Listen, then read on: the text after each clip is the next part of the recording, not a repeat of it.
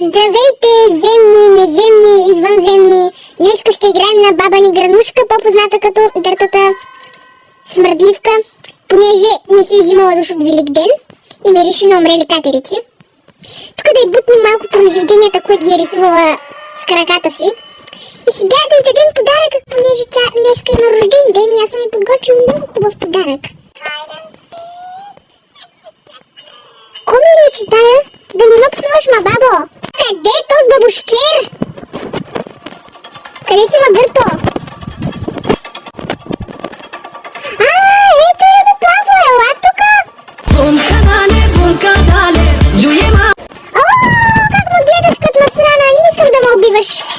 Не ме гледай с този насран поглед, моля се. Взимай си подаръка и изчезвай от тука.